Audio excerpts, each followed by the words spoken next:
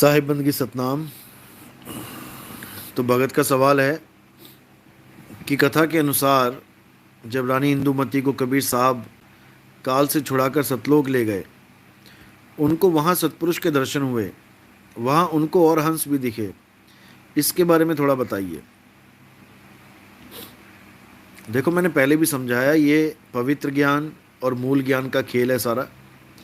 पवित्र ज्ञान में बहुत कुछ समझाना पड़ता है, बहुत सी कथाएं सुनानी पड़ती हैं, लेकिन मूल ज्ञान जो होता है वो केवल एक सत्य पे टिका होता है, एक सार शब्द पे टिका होता है। मूल ज्ञान में ये काल्पनिक कथाओं की कोई जो है जगह नहीं होती, क्योंकि जो भी आपके अलावा आपको कुछ भी दिख रहा है वो सब काल ही है। काल कोई एक नहीं है कि कोई एक आदमी को तुम काल मान के बैठे और उससे इंदुमती को बचा के ले गए। अगर इंदुमती वहां गई है और उसका वहां पर लेडीज का शरीर है, तो भैया ये शरीर भी तो काल ही है। ये शरीर वहां कैसे पहुंच गया? वहां पर सतलोक जाने के बाद भी उसको कैसे ये लग रहा है कि मेरा पति भी यहां आ जाए? वहां पहुंच के तो नर नारी का भेद ही खत्म हो जाता है। अगर वहां पर भी वो अपने आप को नारी समझ रही है तो अभी वो काल के दायरे में ही है, क्योंकि साफ बोला गया, तुमसे कहूं मैं नाम विचारी, ना वो ज्योत ना पुरुष ना नारी। वहां पर ज्योत को देखने की तृष्णा, ज्योत को देखने का आनंद, पुरुष नारी के शरीर का आभास, ये सब खत्म हो जाता है। वहां सुध बुध खत्म हो जाती है शरीर की। पहुंचोगे वह देश जब तुम, सुध रहे ना देह, और पांच तत्व गुण तीन नहीं, ऐसा शब्द विदेह। वहां पर यह आभास भी नहीं रह जाता है कि तुम एक पुरुष या एक नारी हो। हाँ, वृतांत में जो मूल ज्ञान है, जो कोड लगे हुए हैं, उसको खोलने की जरूरत पड़ती है। उसके द्वारा जब तुम समझोगे, तुम्हें सारी कहानी समझ में आएगी कि कैसे रानी इंदुमती वहां पहुंची और क्या किया, कैसे समझा उसने ज्ञान को। वहां पर पुरुष में, परमात्मा में कबीर साहब समा गए। वो सोच रही थी ये कोई दरबान है, ये कोई सेवादार है जो मुझे यहाँ तक ले आया, अब इसकी ड्यूटी खत्म, अब ये चला जाएगा और मैं परमात्मा के पास चली जाऊंगी। लेकिन जब उन्होंने देखा कि जो लेके आया था वही जाके परमात्मा में समा गया, अब दो किसको बोले वो? जब वो परमात्मा में समा गया, वो कहीं परमात्मा को छोड़ के और कहीं नहीं गया, तो रानी इंदुमती क्या करेगी वहां बैठ के? जैसे कबीर साहब समा गए, वैसे रानी इंदुमती भी समा जाएगी। तब उसको स्थिरता मिलेगी। अगर रानी इंदुमती नहीं समा पाई परमात्मा में, इसका मतलब वहां पर द्वैतवाद है, वहां पर भगत और भगवान है। इसको मुक्ति नहीं कहते। अगर गंगा के सामने समुद्र खड़ा है और गंगा समुद्र में समा नहीं रही है, तो वो मुक्ति नहीं है। इसी को बोला, जाप मरे अजपा मरे अनहद भी मर जाए, ये सुरत समाये शब्द में वाको काल ना खाए। तो वो मुक्ति नहीं है। इसी को समझना है। काल भगवान सारी दुनिया बना सकता है, तीन लोक का मालिक है। वो बड़े बड़े माथे वाले आदमी बना सकता है, बड़े बड़े सिरों वाला हाथी बना सकता है, लेकिन अपना माथा उसका कभी बड़ा नहीं हो पाया। वो छोटा सा माथा लेके घूमता रहा। जब कबीर साहब ने कहा कि काल आएगा, मेरा रूप धारण करके आएगा, तो कहते हैं वो मेरा रूप धारण नहीं कर पाएगा, उसका माथा छोटा होगा, आंखें पीली होंगी। काल भगवान अपने देश में सफ़ेद कपड़ा बना सकता है, सफ़ेद रंग की कारें बनवा सकता है, लेकिन उसकी आंखें सफ़ेद नहीं हो सकती, वो पीली की पीली रहेंगी। सफ़ेद आंखें बनाने में कितनी देर लगती है? जब वो पीली आंखें ले सकता है, बना सकता है, कॉपी कर सकता है, तो सफ़ेद आंखों में कितनी देर लगेगी? ये सब सांकेतिक ज्ञान है भाई। कबीर साहब के कहने का मतलब ये था कि काल जितना भी जोर लगा ले, वो मेरा रूप यानी शब्द रूप धारण नहीं कर पाएगा। पहचान जाना, कोई भी आता है, कैसे भी रूप में आता है, वो काल ही है, क्योंकि तुम्हारा गुरु कोई रंग रूप नहीं है। रूप न रेख न रंग प्रभ, तीन गुणाते भिन्न। तीनों गुणों से भिन्न है वो, और वो शब्द स्वरूप है। जो प्रभु को मिल वो चाहे, तो खोज शब्द में ले। देह में नहीं खोजना है परमात्मा को। तो बोला भी ये लखा जो चाहे अलख को, तो संतन में लख ले। संतन में लख उसको, उस परमात्मा को, और शक्ल में मत लख कि संतन को लख ले। संतन को नहीं लखना है, संतन में लख ले। क्योंकि संतों की देह से वो शब्द गुरु ही निकल रहा है। ये जो शब्द निकल रहे हैं ये भी उस गुरु की दया ही है। तो भाई मूल को पकड़ो। इन शक्लों में, इन शरीरों में, हड्डियों में, ढांचों में, इन 9 द्वार के गंदे शरीर में उलझ मत जाना। अपने गुरु को, अपने भाई बहन को, अपने माँ बाप को, जिनको तुम समझ बैठे हो शरीर, अटक मत जाना। कोई शरीर नहीं है, ये प्रकृति ही शरीर बनी बैठी है। 5 तत्व 3 गुण प्रकृति, यही 5 और 3 इसके अंग है। अष्टांगी है ये, 8 अंगों वाली। सबको लपेटे में ले रखा है इसने। सबको विदेही फूल भुला रखा है, और ये नकली फूल पकड़ा रखा है। चूमते रहो, चाटते रहो, और जो असली चीज है उसका किसी को भेद तक नहीं पता, भूले बैठे हैं। तो जितना भी ज्ञान है ये सब सांकेतिक ज्ञान होता है। इस सांकेतिक ज्ञान को समझना होता है और समझ के आगे बढ़ जाना होता है। 5 25 3 का पिंजड़ा, वामे तुमको राखे हो, तुमको बिसर गई सुध घर की। कौन से घर की? कौन से घर की? सतलोक की। सतलोक से आए हो तुम, तो अलग लोक में कौन है फिर? अलग लोक से आया तो अगम लोक में कौन है? अगम लोक से आए तो अनामी लोक में कौन है? कहीं से नहीं आए हो तुम यहां पे, तुमसे ही ये सब हो गया है।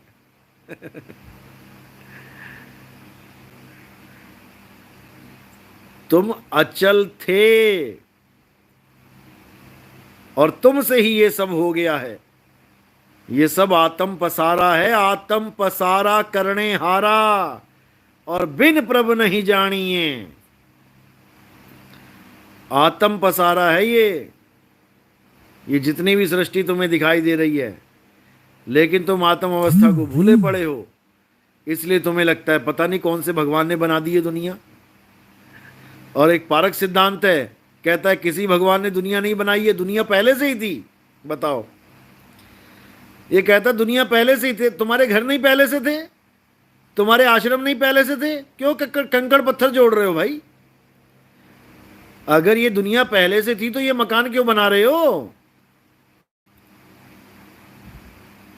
क्यों बना रहे हो? क्यों बिगाड़ रहे हो? जब सब कुछ पहले से था, तुम्हारे आश्रम क्यों नहीं बन गए पहले से?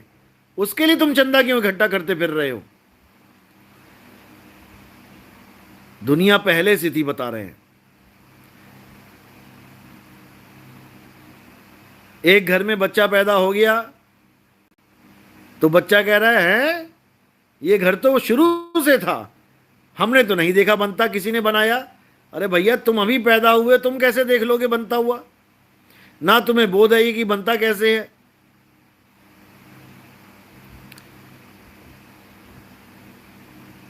अपने दादा परदादा को पूछो, कबीर साहब को पूछो, तुम्हारे अब्बा जी के अब्बा जी, वो बताएंगे कैसे बनता है। उनको तो बना दिया जीव, गरम में उल्टा लटका। पूछो कि भाई सबसे बड़ा ज्ञानी कौन है, तो कहते हैं कबीर। और कहो उनका गुरु कौन है, कहते हैं रामानंद। तो कबीर साहब तो भैया परम ज्ञानी और रामानंद मूर्ति पूजक, तो गुरु से चेले को ज्ञान कैसे हो गया? वहां पे सब शांत हो जाते हैं, फिर नहीं कहते, फिर कुछ नहीं बोलते। वैसे कहते कबीर साहब भी हमारी तुम्हारी तरह जीव हैं। अरे भैया, तुम और कबीर साहब दोनों जीव हो, तो कबीर साहब ने अधूरे गुरु से पूरा ज्ञान कैसे ले लिया और तुम पूरा गुरु ढूंढते फिर रहे हो? तुम भी कोई अधूरा गुरु बना लो। जैसे कबीर साहब ने अधूरा गुरु बनाया, तुम भी कोई अधूरा गुरु बना लो और ज्ञान पूरा प्रकट हो जाए तुम्हारे अंदर।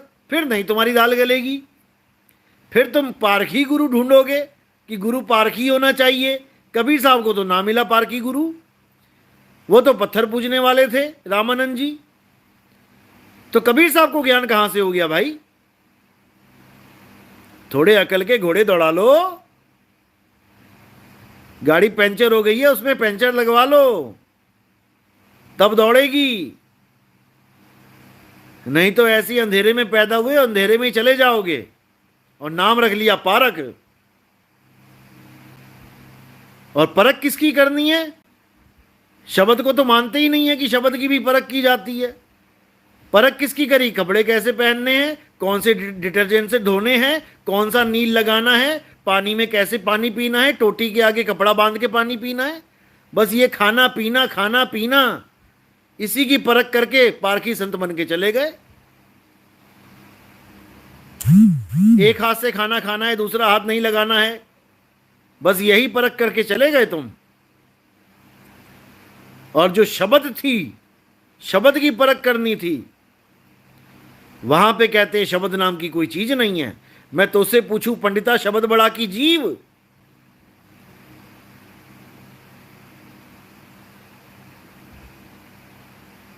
और साहिब ये क्या कह रहे हैं? बीजक बतावे वित्त को जोधन गुप्ता होए, और ऐसा शब्द बता जीव को बुझे बिरला कोई। जीव को ऐसा शब्द बताओ बूझ के, और ये कहते हैं कि शब्द ही नहीं है कुछ भी।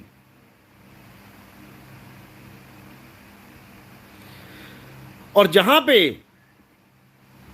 शब्द की महिमा गाई है बीजक में,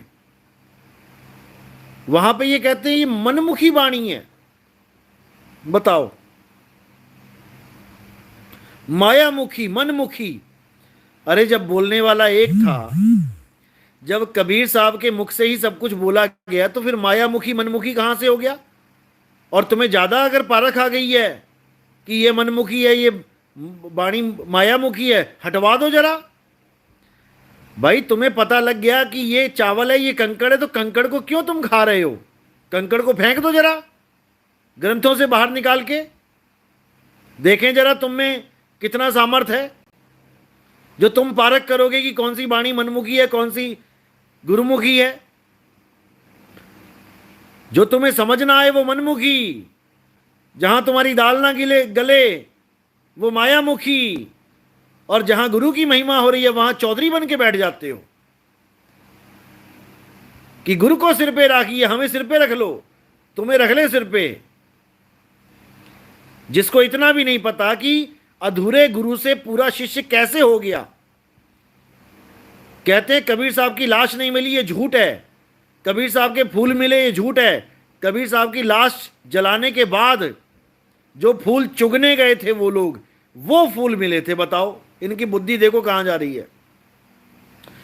इन रब के बंदों को ये नहीं पता कि 60,000 चेले हिंदू मुसलमान तलवारें खींच के खड़े हैं, और मुद्दा यही है, झगड़ा यही है कि हम जलने नहीं देंगे गुरु का शरीर, और हम गड़ने नहीं देंगे।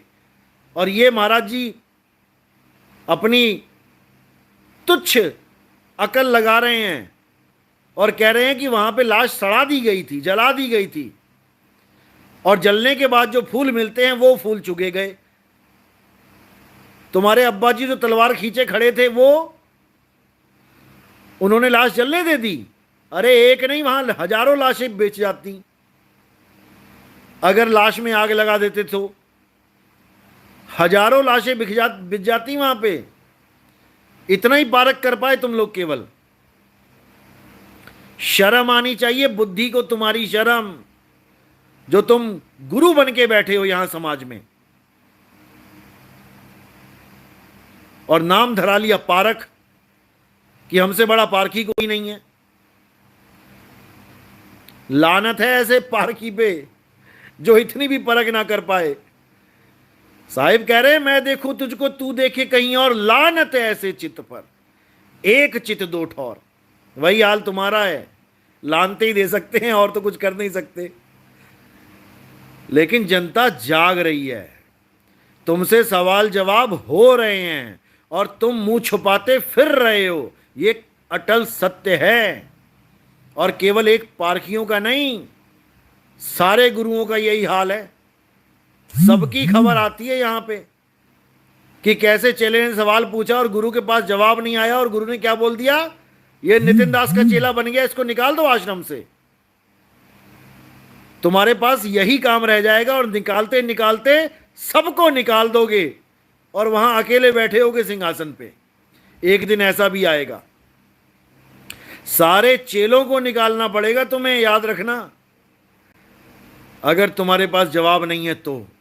क्योंकि अब जनता जाग चुकी है। अब तुम्हारा ये जो परमात्मा भगवान के नाम पे जो तुम्हारा ये गोलमाल खेल चल रहा था, अब ये खुल चुका है। अब ज्यादा दिन नहीं है जो तुम सतगुरु सतगुरु लगा के बैठे हो। कबीर साहब को जीव बना दिया गर्भ का और खुद के नाम के आगे सतगुरु। गजब कर दिया इन लोगों ने। तो भाई अभी भी समय है, सही रास्ते पे आ जाओ, नहीं तो जनता तुम्हें सही रास्ते पे ले आएगी।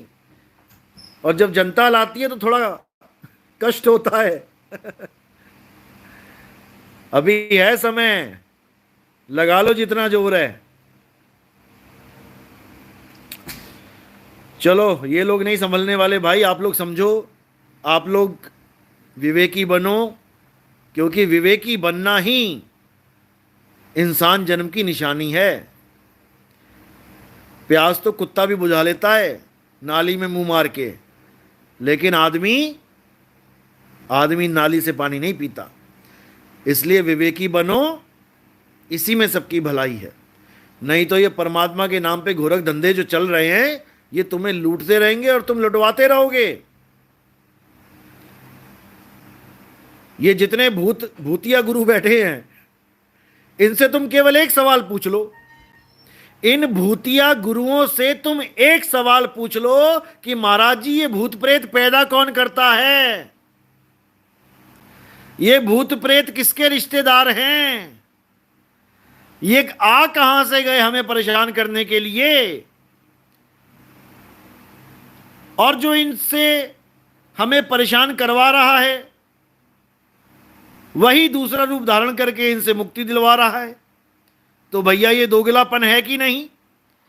एक नेता पूरे शहर में आग लगवा दे और उसके बाद खुद ही मलहम लेके गरीबों के पास मलहम लगाता फिरे और तुम्हें पता लग जाए, तो क्या तुम उसको अपनी सपोर्ट दोगे?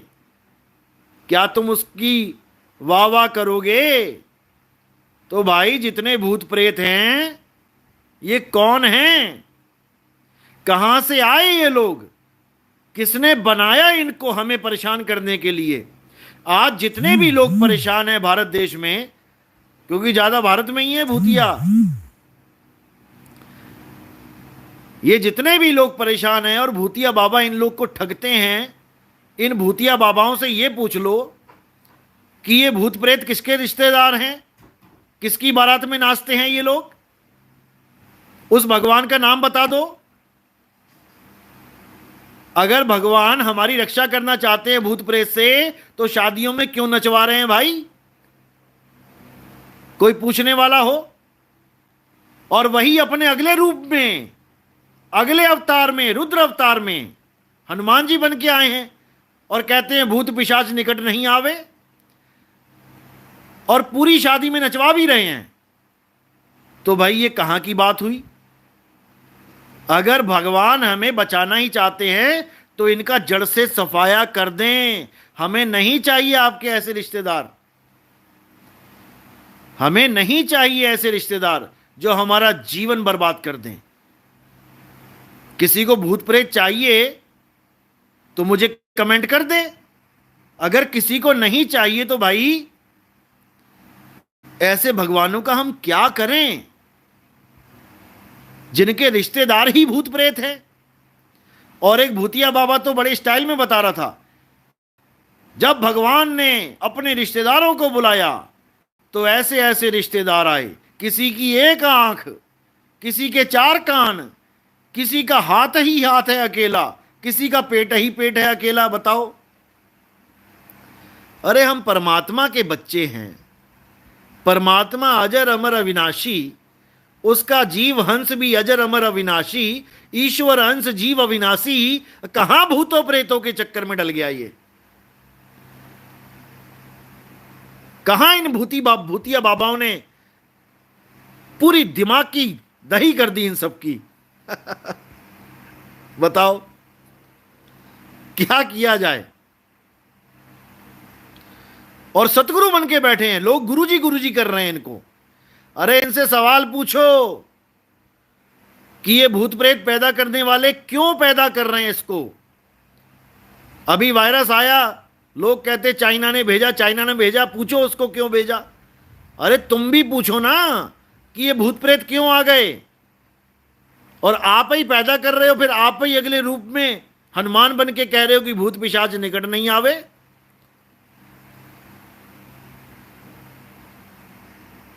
तो भाई समझो इस बात को, ये कोई बताएगा नहीं आपको। लूटने वाले लूट के चले जाएंगे भूत प्रेतों के नाम पे, लेकिन आपकी समझ में नहीं आएगी। इसलिए केवल और केवल परमात्मा की भक्ति करनी चाहिए। परमात्मा खुद भी मुक्त है और परमात्मा आपको भी मुक्त करेगा, इन सब बंधनों से मुक्त करेगा। लेकिन पहचानो तो सही उसे। कबीर साहब कहते हैं, जो भक्षक तहां ध्यान लगाई और जो रक्षक वहां चीन न पाई। जो भक्षण कर रहा है तुम्हारा, उसका तुम ध्यान धर रहे हो, और जो तुम्हें बचाना चाहता है उसका तुम्हें अभी अता पता तक नहीं है। इसीलिए 184 में भटक रहे हो, भटकते ही रहोगे।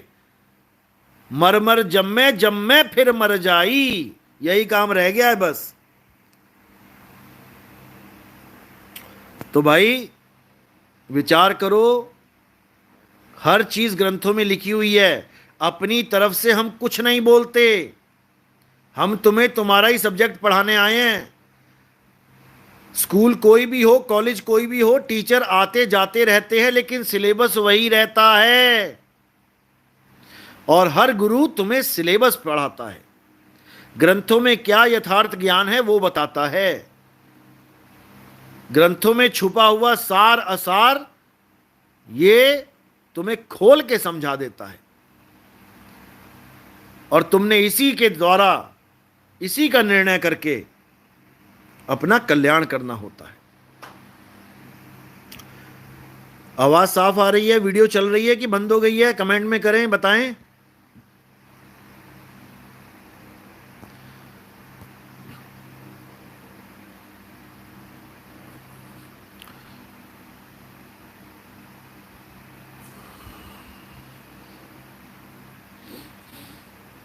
चल रही है? ओके, साफ है।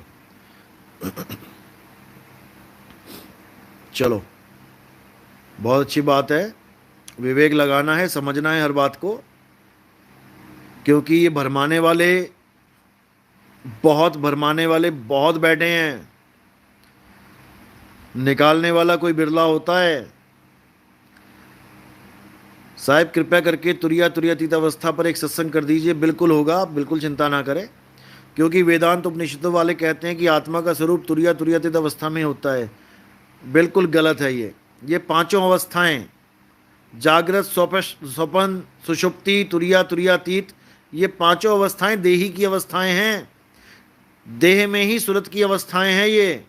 ये सब देही ज्ञान है। ये पांचों अवस्थाएं देह में ही प्राप्त होती हैं, और ये घोर अज्ञान है। इन पांचों से न्यारी अवस्था जो निज स्वरूप है, असली चीज वो है। 3 गुणों की भक्ति में भूल पड़ा संसार, और कहें कबीर निज नाम बिन कैसे लागे पार।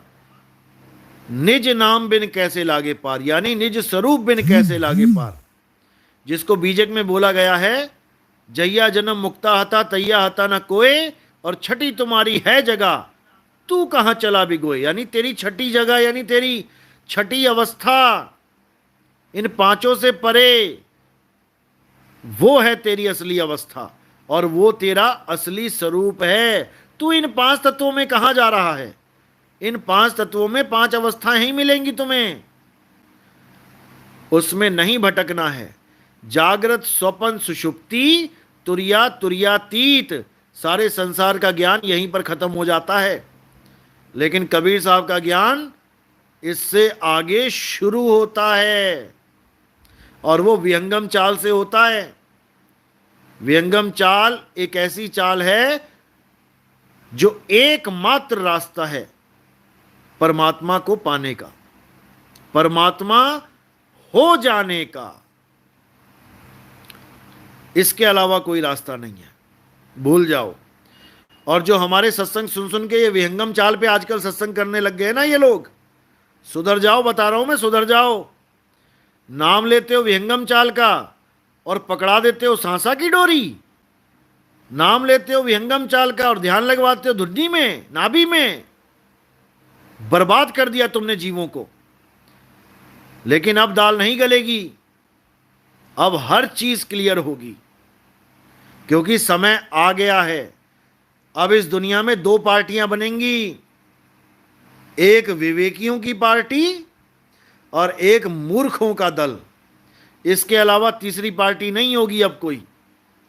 विवेकी दल एक तरफ होगा और मूर्ख दल दूसरी तरफ होगा। अब आपने निर्णय करना है कि आप कहां पे हो।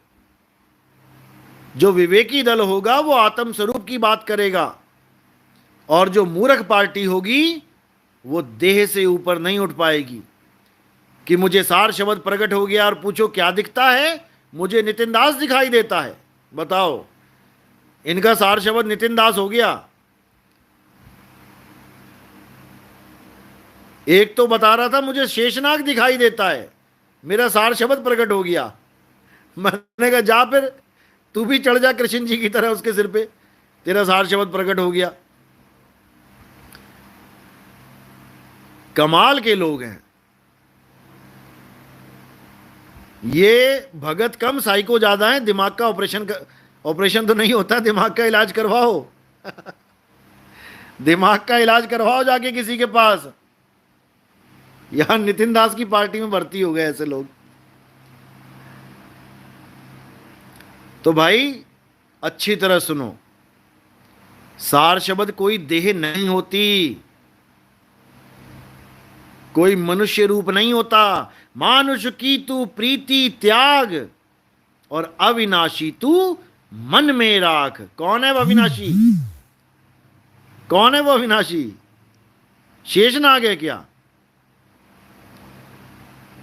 पता नहीं क्या होगा। वो शब्द गुरु है, शब्द गुरु। और जब शब्द गुरु आता है तो दो से एक कर देता है। अब तो जाए चढ़े सिंहासन और मिले हैं सारंग पानी, राम कबीरा एक भय हैं, कोई ना सके पहचानी। और तुम पहचान रहे हो कि वहां पे नितिन दास खड़ा है, तुम पहचान रहे हो वहां पे शेषनाग खड़ा है। तुम ही नाग हो जाते तब भी समझ में आता कि दो से एक हो गए। तुम आदमी और औरत बने रहे और तुम्हारा सार शब्द नाग बन गया। गजब के लोग आ गए हैं। जितना जल्दी हो सके अपने दिमाग को ठीक कर लो, नहीं तो 2023 में सबके दिमाग ठीक होने वाले हैं। फिर मत बोलना कि मेरा नाम गुरुजी आपने ले लिया। आंख के अंधे भले हो जाना, अकल के अंधे यहां नहीं टिकेंगे, याद रखना। आंखों के अंधे को सलाम है, विवेकी होगा तो। अकल के अंधों को तो यहां से बाहर जाना ही पड़ेगा। तो इससे पहले कि मैं कुछ बोलूं, सुधार कर लो। समय है, फिर मत बोलना। हद कर दी।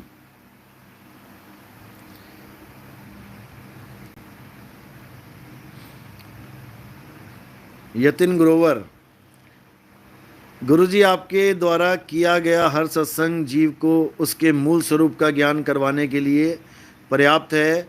हम अत्यंत ही भाग्यशाली जीव हैं जिन्हें जगाने आप जैसे संत साहिब जी आए हैं। आपका कोटि कोटि आभार। चलो अच्छी बात है, समझ लिया, क्योंकि समझना बहुत ज़रूरी है। समझाने वाले बहुत हैं, सब अपना अपना मनमतिया ज्ञान दे रहे हैं, लेकिन आपने समझना है कि कहाँ पर सत्य की बात हो रही है। सत्य का मतलब होता है 100% सत्य है, जहाँ 1% भी मिलावट का कोई चांस ना हो। 100 रुपए का नोट इज इक्वल टू 100 सिक्के एक एक रुपए के। 1 रुपया भी कम नहीं चलेगा, वो 100 नहीं रहेगा, वो 99 हो जाएंगे। इसलिए भाई 99 का यहां पे कोई काम नहीं है, यहां पर 100% आपको सत्य के साथ जुड़ना पड़ेगा। यहां असत्य का कोई काम नहीं है। तुम कहो गुरुजी तुम बड़े प्यारे हो और दिन रात तुम्हारे सपने लेती हूं, उससे बात नहीं बनेगी। भूल जाओ, ये प्यारे व्यारे ये शरीर वरीर सब यहीं रह जाएगा और एक दिन उठा के लोग आग लगा देंगे इसी में। जो असली चीज़ है उसको पकड़ लो, वही काम आएगी। उसके अलावा सब झूठ है, मिट्टी की ढेरी है, हाथ में भी नहीं रहेगी, हाथों से भी निकल जाएगी। नीरज कुमार, साहिब जी संसार की आबादी कोई क्यों बढ़ रही है? क्या सब इस तीसरे नेत्र से निकल रहे हैं? कौन से तीसरे नेत्र से निकाल रहे हो भाई? संसार कहां से निकलता है? तीसरे नेत्र से नहीं निकलता। और तुम्हें लग रहा है कि संसार की आबादी बढ़ रही है, असल में सत्य यह है कि संसार में मनुष्य की आबादी बढ़ रही है।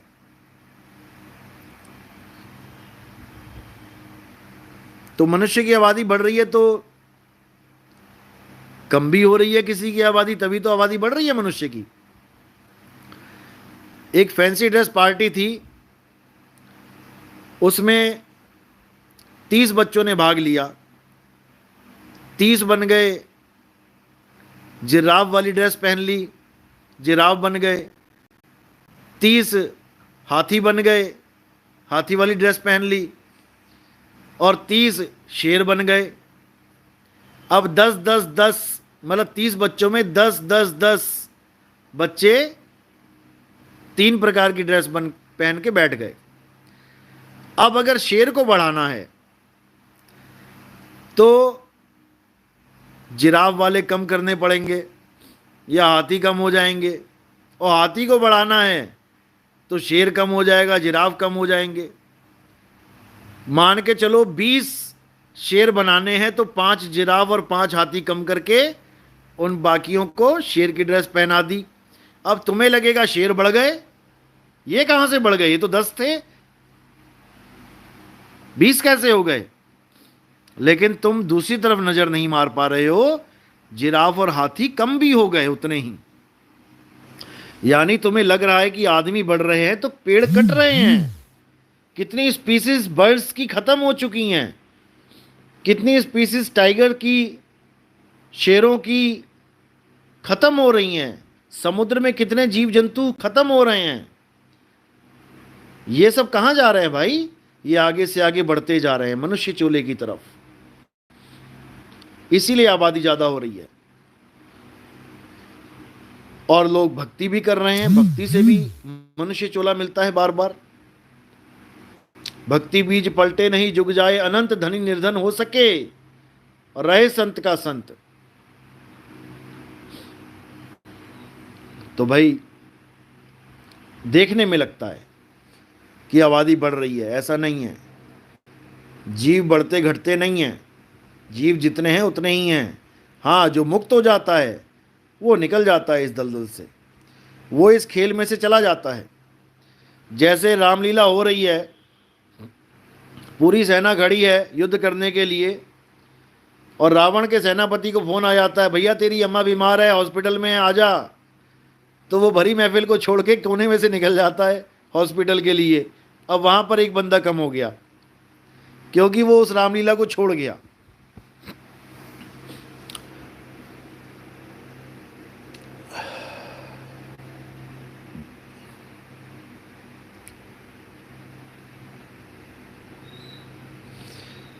गौरव, गुरुजी हमें क्या चीज सत्य से दूर कर रही है?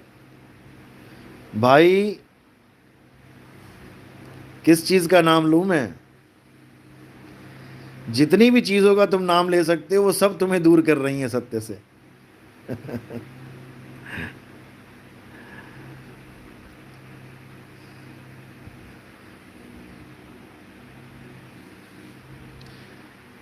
MP प्रमोद कुमार, हमें तो आपकी सभी बातें समझ आती हैं गुरुजी।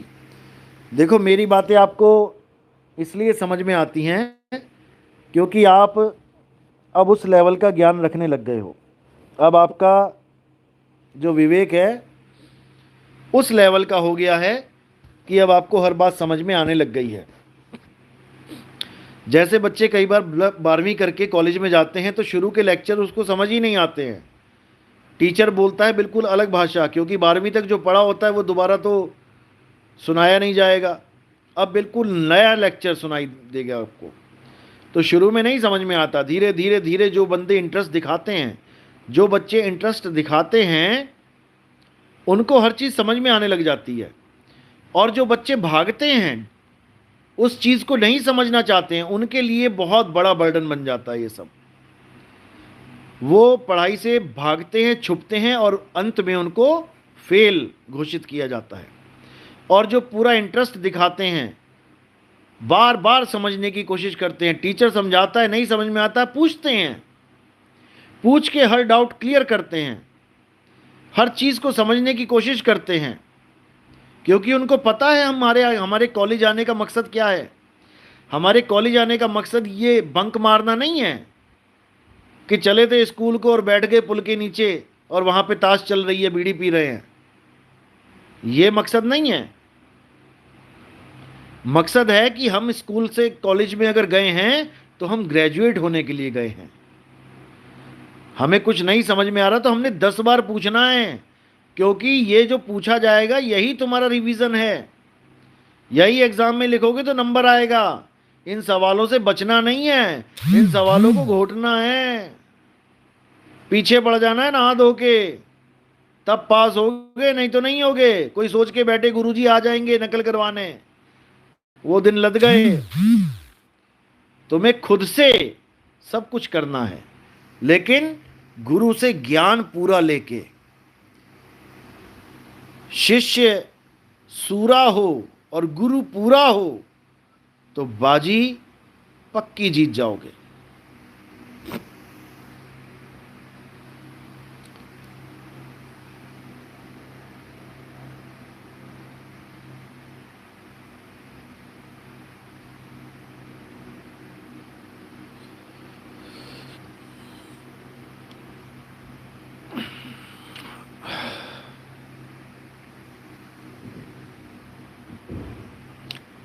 कोई ढंग के सवाल पूछो भाई।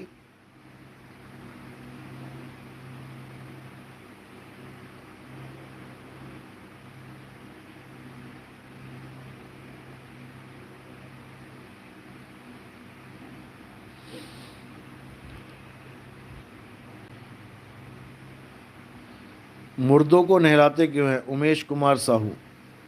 जलाने से पहले देखो, ये सब रीति रिवाज बनाए गए हैं।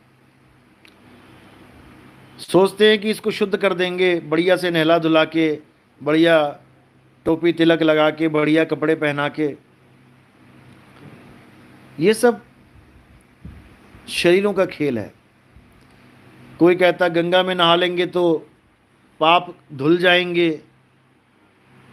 अरे गंगा का अपना पुत्र भीष्म पितामह, 100 जन्मों में जिन्होंने कोई पाप नहीं किया, 101वें जन्म का पाप जब उन्होंने देखा एक सांप को उन्होंने उसकी जान बचाने के लिए रास्ते से उठा के झाड़ियों में फेंक दिया। वो वहां पे कांटों में लिपटा हुआ, धंस गए कांटे शरीर में, और तब प्राण त्याग किए। वो पाप उसका नहीं काट पाई गंगा मां, अपने ही पुत्र का। तुम तो उसके पुत्र भी नहीं हो, तुम्हारा पाप क्या काटेगी कोई? नहीं कटने वाला ऐसे पाप। अगर ऐसे पाप कट गया होता तो गंगा के किनारे ये कोढ़ी, ये गरीब जनता, ये फटे पुराने हाथ हाल में जो बैठे साधु हैं, ये सब तुम्हें खुशहाल दिखाई दे रहे होते। रोज नहाते हैं गंगा में, डेली के डेली। दुख नाम की कोई चीज नहीं होनी चाहिए थी। सारे पाप कट गए। पाप कट गए तो दुख कट गए, सुख ही सुख हो गया। क्योंकि दो ही चीजें हैं, पाप और पुण्य। पाप करोगे तो दुख पाओगे, पुण्य करोगे तो मजे करोगे। सारे मजे वाले दिखने चाहिए थे, एक भी दुखी ना दिखाई देता फिर तो गंगा के किनारे। ऋषिकेश देख लो, हरिद्वार देख लो, चित्रकूट देख लो, और भी जितने धाम हैं देख लो। तो इस गलत फहमी से भी बाहर आ जाओ। ये सब कर्म कांड हैं, ब्राह्मणों के द्वारा बनाए गए हैं। जैसा जैसा वो सिखाते रहे, वही वही ये भोली जनता सीखती रही, परमात्मा से दूर होती चली गई और कर्म कांड के पास आती चली गई। जैसा जिसको गुरु मिला वैसी उसकी शुद्धि। जल परमाणे माछली, कुल परमाणे बुद्धि। तो ये सब चलता ही आ रहा है।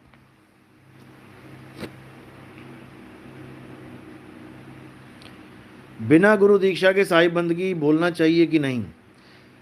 भाई, गुरु दीक्षा अलग चीज है, साहिब बंदगी अलग चीज है। साहिब तो परमात्मा को बंदगी है। आपने गुरु दीक्षा ली चाहे ना ली, आप राम राम तो करोगे ही ना। राम राम करने में कोई बुराई नहीं है। राम को जानो कि कौन से राम को राम राम कह रहे हो आप। एक राम दशरथ का बेटा, एक राम गड़गड़ में बैठा, एक राम का सगल पसारा, एक राम तीनों से न्यारा। उन तीनों से न्यारा जो राम है, आप उसको जान लो। उसके बाद राम राम कहने में कोई हर्ज नहीं है।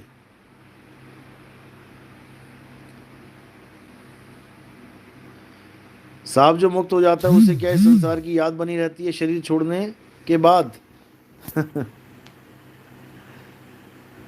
मुक्त अवस्था में भाई जीते जी आवाज नहीं रहता शरीर का। ऐसे लगता है हवा में चल रहे हो, पैर जमीन पे रखते हो लेकिन होता नहीं है जमीन पे।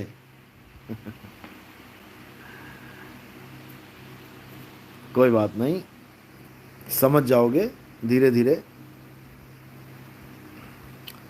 ऐसा कोई आवाज नहीं रहता वहां पे, शरीर का आवाज खत्म हो जाता है। पहुंचोगे वह देश जब तुम सुध रहे ना देह, और पांच तत्व गुण तीन नहीं, ऐसा शब्द विदेह। जितनी देर शब्द के साथ रहते हो कोई आभास नहीं रहता शरीर का।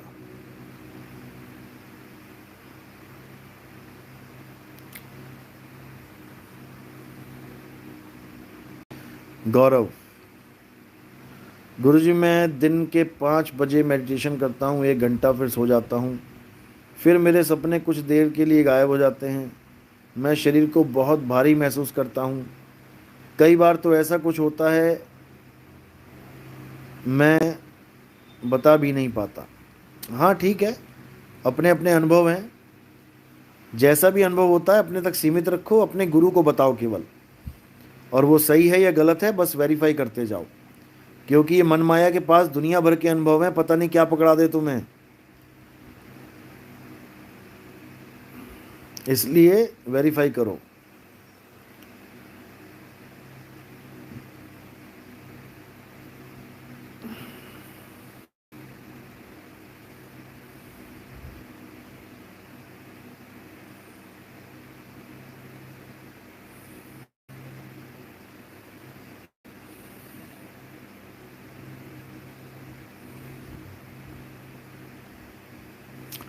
मनोज दास, अब तो रामपाल जी के सत्संग सुनते हैं, साफ पता चल जाता है कि वे हमें कहाँ पागल बना रहे हैं। भाई कोई पागल नहीं बना रहा आपको, उनके पास जितना ज्ञान है वो उतना ही दे सकते हैं, वो पागल नहीं बना रहे, वो खुद उस उतने ज्ञान को सत्य मान के बैठे हैं, इसलिए आपको उतना ज्ञान दिया जा रहा है।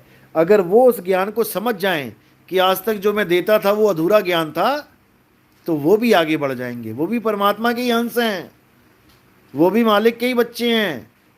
वो बात अलग है कि मन माया ने ऐसा खेल खेल दिया उनके साथ कि वो भी समझ ना पाए कि कहाँ मुझसे गलती हो रही है। मैंने 2010 से पूरा जोर लगा रखा था रामपाल जी महाराज को समझाने के लिए। कितनी बार उनके आश्रमों में फ़ोन किए, उनके भाई साहब के साथ मेरी कितनी कितनी देर बातें हुई, लेकिन वो भी ना समझ पाए कि नितिन दास बात कहाँ की कर रहा है। अगर उस वक्त ये दोनों भाई समझ जाते तो आज मंजर कुछ और होता, और असली मूल ज्ञान का डंका हम सब मिलके बजाते।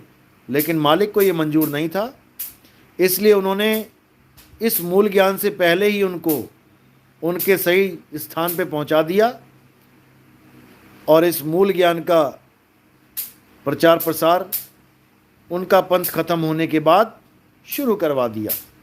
अब जितने भी विवेकी हंस हैं वो केवल एक सत्संग भी अगर हमारा सुन लेते हैं, उनको हर चीज़ समझ में आने लग जाती है कि उनको कहाँ पर वाणियों के द्वारा घुमाया जा रहा था। वाणियाँ तो सच्ची बोली जा रही थी, लेकिन भरमाया जा रहा था, क्योंकि उनका गुप्त भेद वो खुद नहीं जानते थे। चार भेद का भेदी होए, कहें कबीर सतगुरु है सोए, और चार भेद का भेद न जाना, सो गुरु जम के हाथ बिकाना।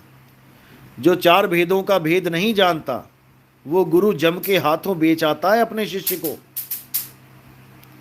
इसलिए हमें गुरु बहुत सोच समझ के बनाना चाहिए। गुरु वो बनाना चाहिए जो 100% सत्य समझा दे, हमें सत्य बता दे, हमें झूठ को 1% भी इन्वॉल्व ना होने दे।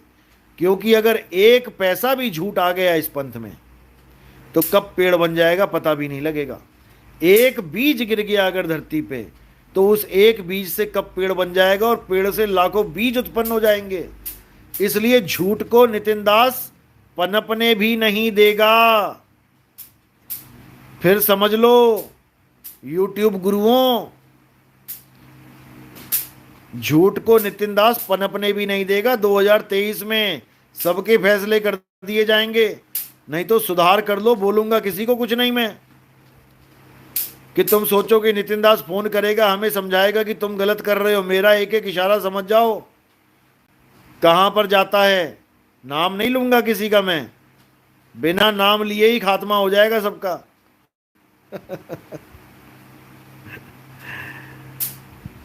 तो भाई सुधार करो। अज्ञान का खात्मा करने के लिए ही आए हैं, अज्ञान को बढ़ावा देने के लिए नहीं आए हैं। एक कान से सुन लो चाहे दूसरे कान से, सुनना तो पड़ेगा।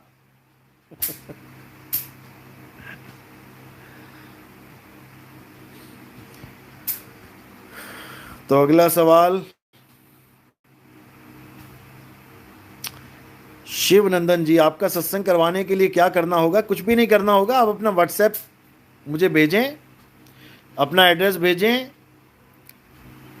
मैं आसपास के भगत जो होंगे उनको आपका नंबर दूंगा, आपके पास जाएंगे, पूरा निरीक्षण करेंगे कहाँ पे सत्संग करना है, कैसे करना है, मिलजुल के पूरा सत्संग अरेंज करेंगे, आपकी पूरी मदद करेंगे।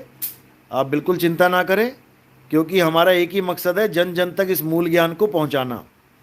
वो माने या ना माने, वो समझे या ना समझे, ये उसकी और परमात्मा की प्रॉब्लम है।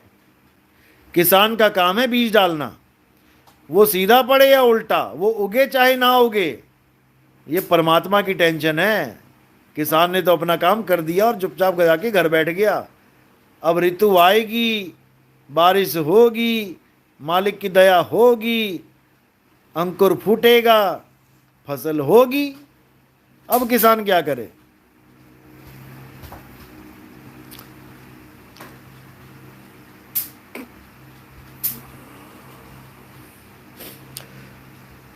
अमित साहब, प्रथम दीक्षा में प्राप्त नामों का जाप सिर्फ पूर्व जाप को भुलाने के लिए है अथवा कुछ अन्य लाभ भी है? देखो, पहले तो ये लाभ ढूंढना बंद कर दो।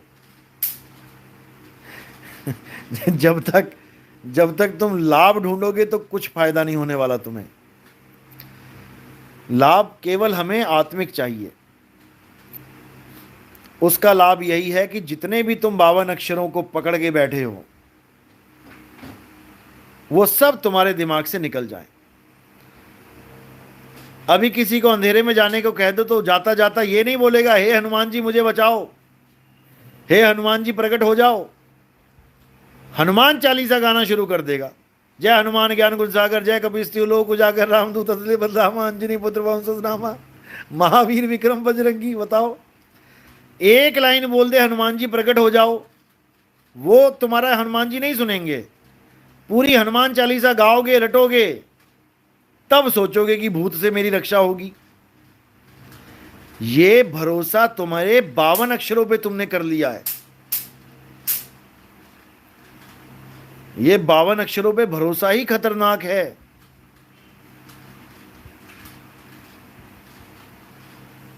इन्हीं 52 अक्षरों को तुम्हारे दिल दिमाग से निकाला जाता है, और ये तभी निकलेगा जब दूसरे 52 अक्षर तुम्हारे जीवन में आएंगे। उन 52 अक्षरों को भी थोड़े समय के बाद, जब इसका कार्य पूर्ण हो जाएगा, तुम्हारे जीवन से निकाल दिया जाता है। उसके बाद तुम्हें उस साक्षात परमात्मा के साथ जोड़ा जाता है जो तुम्हारे पास है, जो अंधेरे में भी तुम्हारी रक्षा करेगा। किसी 52 अक्षर की जरूरत नहीं है। मोह को कहां ढूंढे रे बंदे, मैं तो तेरे पास में, और खोजी होए तुरंत मिल जाऊं एक पल की तलाश में। वो एक पल की तलाश होता है सैन, इशारा। एक पल में गुरु चेले को बोध कराता है, भेद बता के कि वो परमात्मा कहां विराजमान है। और उसके बाद 8 पहर सूरत को जोड़ो, फिर तुम्हारा काम बनेगा।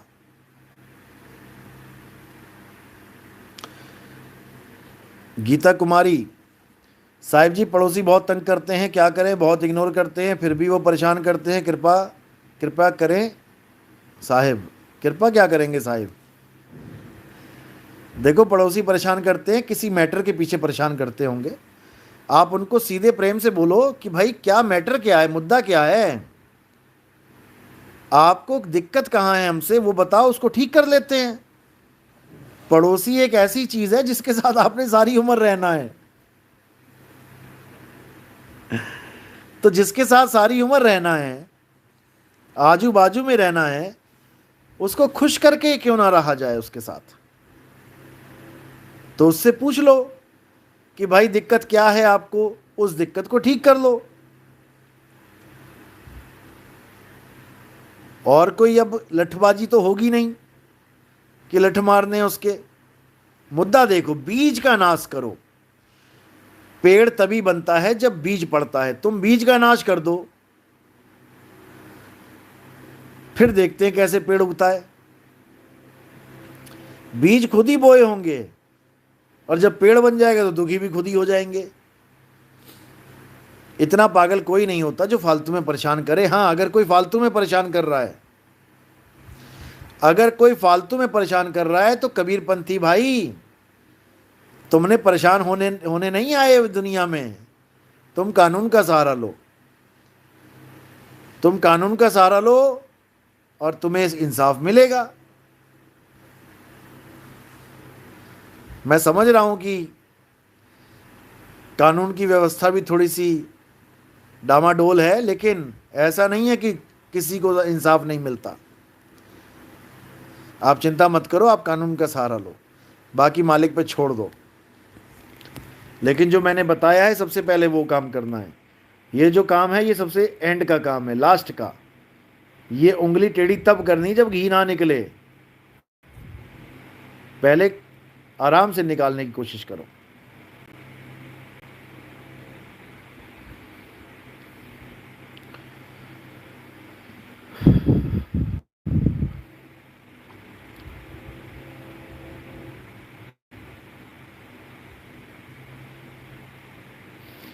जयवती शर्मा, गुरुजी ऐसे भरमाते हैं, यानी बाकी गुरु ऐसे भरमाते हैं, कह रहे थे तुम्हारी आत्मा सत्य नहीं है, शब्द सत्य है। मुंह से बोलने वाले शब्दों को सत्य बोल रहे थे, लेकिन हम समझ गए कि ये झूठ बोल रहे हैं। देखो, जिसको जितनी बुद्धि दी है मालिक ने, वो उतनी बात करेगा। उसको बोलो आत्मा सत्य नहीं है, ये 52 अक्षर सत्य हैं, तो ये 52 उत्पन्न कहां से होते हैं? झूठे मुंह से, थूक वाला मुंह, बलगम वाला मुंह, लार वाला मुंह, उस मुंह से 52 अक्षर निकल रहे हैं, वो सत्य हो गए। और जो आत्मा निर्लेप है, जिसको शस्त्र काट नहीं सकता, अग्नि जला नहीं सकती, वायु सुखा नहीं सकती, जल भिगो नहीं सकता, जिसके लिए गुरु ग्रंथ साहब में बोला गया आत्मदेव पूजिए, जिसको पूजने के लिए बोला गया, वो असत्य हो गया। धन्य है ऐसे गुरुदेव। तो ऐसे लोग धन्य ही हैं भाई, धन्य कम और धन के पीछे ज्यादा हैं। तो समझो इनकी चालाकी को और पिंडा छुड़ाओ अपना, नहीं तो हालत खराब होने वाली है सबकी।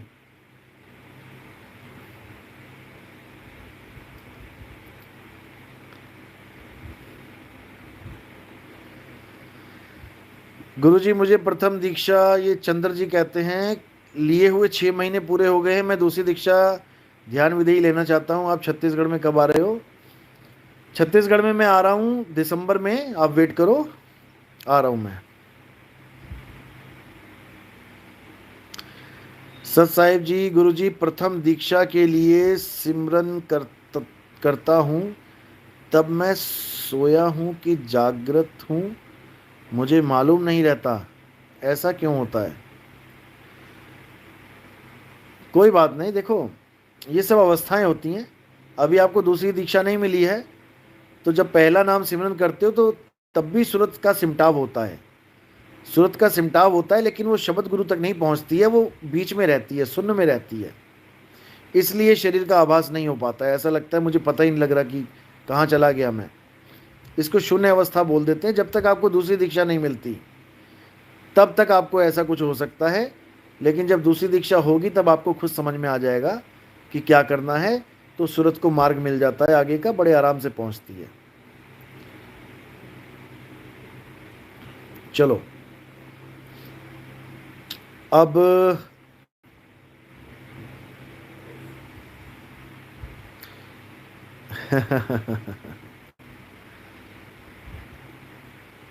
बिल्कुल जी, बिल्कुल बिल्कुल पता चल जाता है, सब कुछ पता होता है। केशव, साहिब बंदगी गुरुजी, मैंने घर वालों को 100 बार समझा के देख लिया, कोई ये ज्ञान मानने को तैयार नहीं हो रहा। इनको कैसे राह दिखाएं जो लोग सुनकर भी अनसुना कर दे? देखो मैंने बोला ना, किसान का काम है बीज डालना, तुमने उनको समझा दिया ना, इट्स मोर देन इनफ, आपकी ड्यूटी खत्म। अब आगे मालिक की ड्यूटी है। अब ऐसे मोड़ पे उनको ठोकर लगाएगा, उनको खुद समझ में आ जाएगा कि केशव जो बोल रहा था भैया वही सच है। Just wait and watch what will happen. आप चिंता मत करो, आपने अपना काम कर दिया है, आगे परमात्मा की मौज है, क्योंकि उसके जीव हैं, उसको बहुत चिंता है। मैं तो रोऊं सबन को और मोह को रोए न कोई, मोह को रोए सो जना जो शब्द पारखी होए। तो आप बिल्कुल चिंता मत करो, आपने अपना फर्ज निभा दिया है। आगे परमात्मा बैठा है, बंदी छोड़ बैठा है, दयाल बैठा है, वो अपना काम कैसे करता है उससे बहुत अच्छी तरह पता है। दिलीप जी, सत साहिब जी, गुरुजी प्रथम दीक्षा के लिए सिमरन करता, अच्छा हो गया। केशव जी के बाद धनंजय, साहिब बंदगी सतनाम, अब आराम कीजिए। बिल्कुल, 1 घंटा हो गया है और अब now now time to sleep, सपने से दूसरे सपने में जाने का। और जो सवाल पूछा है कि आपको पता लगता है सपनों में, बिल्कुल सपनों में भी हर चीज़ पता होती है। देखो, सपना और ये जो आपको दिवस में जो दिखाई दे रहा है, इसमें दोनों में कोई फर्क नहीं है। यहां पर भी आपको सब कुछ पता है और वहां पर भी आपको सब कुछ पता है, लेकिन आपको उस अवस्था को पाना पड़ेगा जब आप हर जगह एक हो जाते हो, स्थिर हो जाते हो। वो अवस्था यहां भी है और वहां भी है, इन दोनों में कोई भेद नहीं रह जाता। ये तब समझ में आता है जब स्थिरता बनती है।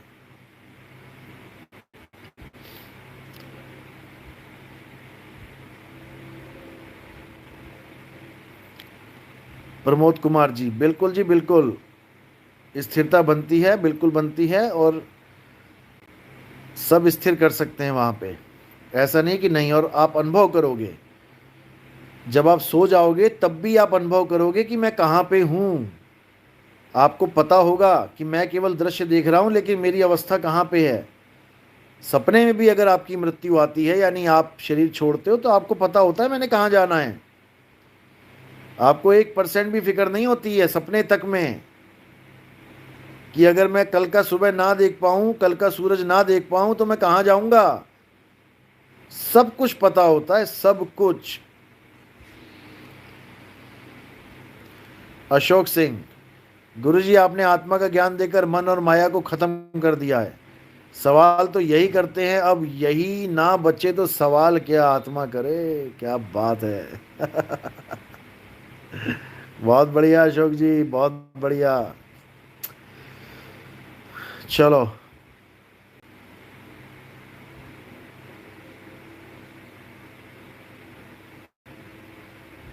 बिल्कुल बिल्कुल, असली खेल सपन तोड़ने का ही है।